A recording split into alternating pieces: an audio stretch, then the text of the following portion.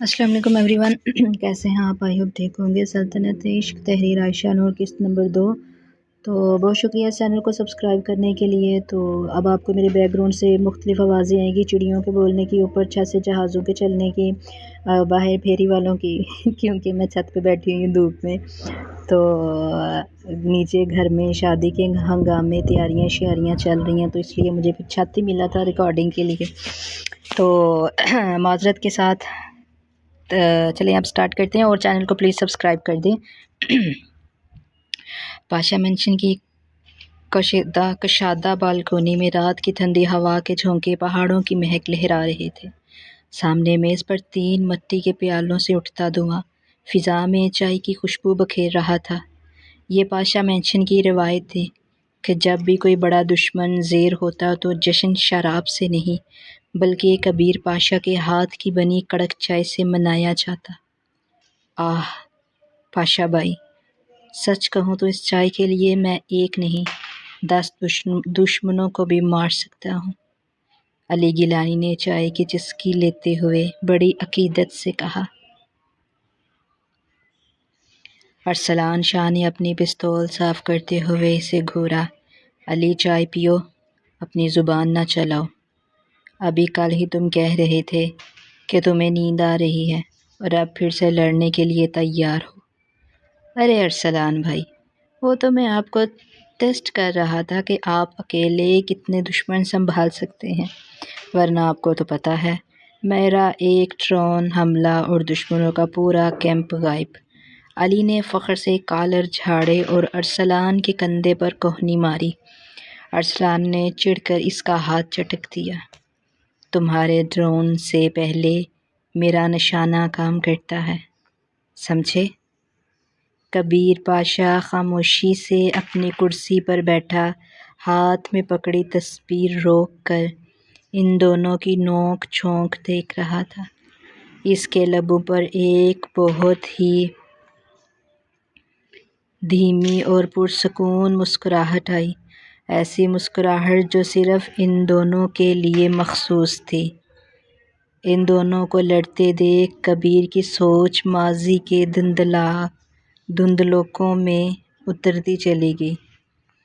اسے یاد آیا وہ دن جب وہ خود جوان تھا اور بلوچستان کے ایک دور افتادہ یتیم خانے گیا تھا۔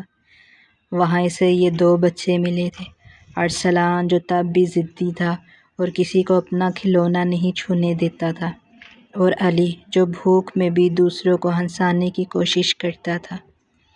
کبیر پاشا نے ان دونوں کو گود لیا تھا۔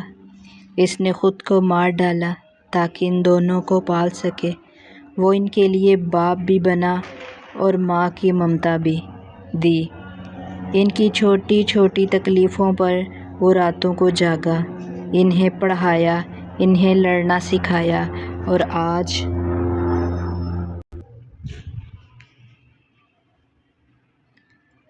وہ دونوں اس کی سلطنت کے 2 مضبوط ترین ستون تھے۔ ارسلان شاہ اس کا دایاں ہاتھ جو موت کا دوسرا نام تھا، اور علی گیلانی اس کا دماغ جو ٹیکنالوجی کے ذریعے دنیا فتح کر سکتا تھا۔ کتنی جلدی بڑے ہو گئے ہو تم دونوں، کبیر نے دل میں سوچا، اور اس کی آنکھیں فخر سے چمک اٹھیں۔ بھائی، آپ پھر سے کسی اور دنیا میں چلے گئے۔ علی کی آواز نے اس کا سلسلہ خیال توڑا۔ علی اب ارسلان کی واسکٹ کے بٹنوں سے چھیڑ چھاڑ کر رہا تھا، اور ارسلان اسے غصے سے دیکھ رہا تھا۔ میں بس یہ سوچ رہا تھا علی کہ تم آج بھی اتنے ہی شرارتی ہو جتنے اس دن تھے جب میں تمہیں پہلی بار گھر لایا تھا، کبیر نے مدھم لہجے میں کہا۔ ارسلان کا ہاتھ رک گیا۔ اس نے سر اٹھا کر کبیر کو دیکھا۔ بھائی، اگر آپ نہ ہوتے تو ہم شاید کسی گلی میں گمنام مر چکے ہوتے۔ ہم جو بھی ہیں آپ کی وجہ سے ہیں۔ ارسلان کی آواز میں وہ سختی نہیں تھی بلکہ بے پناہ احترام تھا۔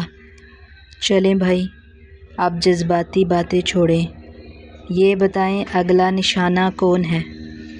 علی نے چائے کا پیالہ میز پر رکھا اور چاقو چوبند ہو کر بیٹھ گیا۔ کبیر پاشا کی آنکھوں میں دوبارہ وہی سرد مہری لوت آئی جو دشمنوں کا دل دہلا دیتی تھی۔ اس نے تسبیح کا دانہ گرایا اور بولا، اگلا نشانہ وہ ہے جس نے سمجھا کہ پاشا کے بوڑھے ہونے سے اس کی سلطنت کمزور ہوگی ہے۔ کبیر پاشا نے ابھی چائے کا آخری گھونٹ بھرا ہی تھا کہ میز پر رکھا علی کا اسپیشل انکرپٹڈ لیپ ٹاپ بیپ کرنے لگا۔ علی کی مسکراہٹ فوراً غائب ہوئی۔ اس نے چند سیکنڈ تیزی سے انگلیاں چلائیں اور پھر اسکرین کبیر کی طرف گھما دی۔ بھائی، یہ وہی ہے شیر خان، ہم نے جس کی شپمنٹ تباہ کی تھی، وہ لائن پر ہے، علی نے سنجیدگی سے کہا۔ کبیر نے ایک نظر ارسلان پر ڈالی جس کا ہاتھ خود بخود اپنی کمر سے بندھی گن کی طرف چلا گیا تھا۔ کبیر نے سکون سے اشارہ کیا اور علی نے کال لاؤڈ سپیکر پر کر دی۔ دوسری طرف سے ایک بھاری اور غصیلے لہجے میں ہنسی سنائی دی جو پہاڑوں کی گونج جیسی تھی۔ کبیر پاشا، سنا ہے تمہیں چائے بنانے کا بڑا شوق ہے۔ کاش تم نے وہی کام کیا ہوتا تو آج میرے مال کو ہاتھ لگانے کی جرأت نہ کرتے۔ شیر خان کی آواز میں زہر بھرا تھا۔ کبیر پاشا نے تسبیح کے دانے کو سختی سے دبایا مگر اس کے لہجے میں کوئی لرزش نہیں تھی۔ شیر خان، تم نے شاید مجھے کال یہ بتانے کے لیے نہیں کی کہ میں چائے کیسی بناتا ہوں۔ مدعے پر آؤ، تمہارے پاس وقت کم ہے۔ وقت میرے پاس نہیں، تمہارے پاس کم ہے پاشا۔ شیر خان دھاڑا، تم نے میرے آدمیوں کو مار کر اور میرا مال روک کر بلوچستان کے قانون کو چیلنج کیا ہے۔ یاد رکھنا، یہ چٹانیں جتنا سر چھپانے کی جگہ دیتی ہیں، اس سے زیادہ لاشیں دفنانے کے کام آتی ہیں۔